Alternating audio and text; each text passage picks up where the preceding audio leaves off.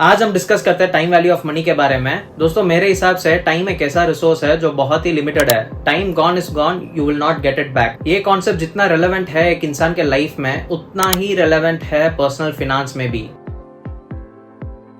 मैं एक सिंपल सा एग्जांपल देता हूँ। ये है ऑल्टो, एक सस्ता एंड अफोर्डेबल 4-व्हीलर इन इंडिया। क्या आपको पता है ऑल्टो का प्राइस क्या था 2000 में? Around 3.65 lakhs। और आज after 24 years the vehicle is still relevant in India and आज उसका जो प्राइस है दैट इज अराउंड 5.8 lakhs। इस दौरान ऑब्वियस सी बात है कि कंपनी ने उस व्हीकल में बहुत सारे इंप्रूवमेंट्स लाए हैं, बट मेरा इस एग्जाम्पल के पीछे यूज करने का ये रीजन है कि जो 3.65 lakhs में आप व्हीकल खरीद सकते थे 2000 में, एंड आज उसी व्हीकल का प्राइस 5,80,000 हो गया है। दूसरा एग्जाम्पल लेते हैं, बोरबॉन बिस्किट तो आपको पता होगा। उसका अगर आप 10 रुपए का पैक लोगे एंड कंपेयर करोगे 10 years बैक, तो आपको रियलाइज होगा कि नंबर ऑफ बिस्किट्स और the weight of the pack has reduced। इस कॉन्सेप्ट को दोस्तों श्रिंकफ्लेशन बोलते हैं, जहां पे FMCG कंपनीज अपने प्रोडक्ट का प्राइस इंक्रीज नहीं करता है, but what they do is they reduce the quantity of their product. यहाँ पे बेसिकली दोस्तों जो 10 रुपए का बोरबॉन आता था 10 साल पहले, उसी 10 रुपए से आप सेम पैक आज नहीं खरीद सकते हो, आपको रिड्यूस्ड क्वांटिटी में ही मिलेगा। So basically time value of money का कॉन्सेप्ट ये बोलता है कि आज का जो 100 रुपए का वैल्यू है that will be having more value than the value which it will have in the future. यहाँ पे दो की रीजंस है which proves this concept. First reason है अपॉर्चुनिटी कॉस्ट। अगर आप आज 100 रुपए इन्वेस्ट करते हो एट द रेट ऑफ 12%, तो आफ्टर 1 year आपके हाथ में 112 रुपीज होता है। बट अगर वो ही 100 रुपए अगर आप वॉलेट में डाल के रखते हो तो वो 100 रुपए का जो वैल्यू है वो रिड्यूस हो जाता है। दूसरा रीजन है इन्फ्लेशन।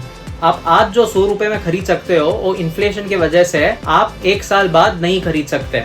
इस वीडियो का इंटेंट बहुत ही सिंपल है दोस्तों, आपको एक चीज रियलाइज करवाना कि आज का जो 100 रुपए है उसका वैल्यू फ्यूचर में कम हो रहा है इफ इट्स केप्ट आइडल। अब थोड़ा टेक्निकलिटीज में चलते हैं दोस्तों। आप फंडामेंटली इधर प्रेजेंट वैल्यू कंप्यूट करते हो या फ्यूचर वैल्यू कंप्यूट करते हो। पहले मैं आपको फ्यूचर वैल्यू कैसे कंप्यूट करते हैं वो बताता हूँ। बहुत ही सिंपल है दोस्तों। सो फॉर एग्जांपल अगर आप 1 लाख रुपीज इन्वेस्ट करते हो at the rate of 10%, so after 1 year what will happen is आपको जो रेट ऑफ रिटर्न है उसके ऊपर 10,000 रुपए मिलेगा। एंड वही अमाउंट अगर आप सेकेंड ईयर भी इन्वेस्ट करते हो, so what will happen is 1,10,000 के ऊपर वापस 10% आपको मिलेगा, that is 11,000 rupees. So totally आपके हाथ में 1,21,000 रुपीज होगा at the end of year 2। दोस्तों इसको ही बोलते हैं कॉम्पाउंडिंग इफेक्ट। बेसिकली आपका जो फंड्स है वो कॉम्पाउंड होता है over period of time. By the way compounding ही अपने में एक बहुत ही इंटरेस्टिंग टॉपिक है जो मैं आने वाले वीडियोस में कवर करने वाला हूँ। अब आते हैं प्रेजेंट वैल्यू के कॉन्सेप्ट में।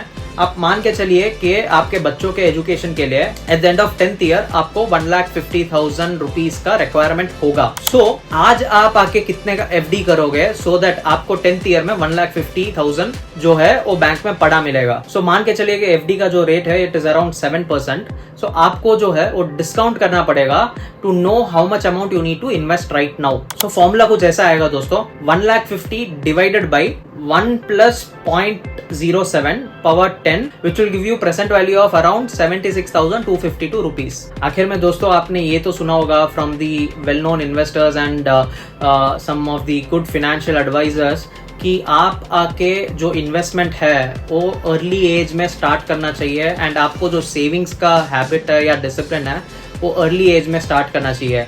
रीजन बीइंग अगर आप अर्ली एज में स्टार्ट करते हो तो आपको आपके वेल्थ का जो कंपाउंडिंग इफेक्ट है वो अच्छे से देखने को मिलेगा एट द 20th और 25th ईयर। तो दोस्तों basically time value of money ये बोलता है कि आज का जो 100 रुपए है वो उसका वैल्यू फ्यूचर में बहुत ही कम हो जाएगा अगर आप उस 100 रुपए को आइडल रखते हो। अगर दोस्तों आपको ये वीडियो इन्फॉर्मेटिव लगा तो प्लीज शेयर कीजिए, लाइक कीजिए एंड सब्सक्राइब कीजिए मेरे चैनल को।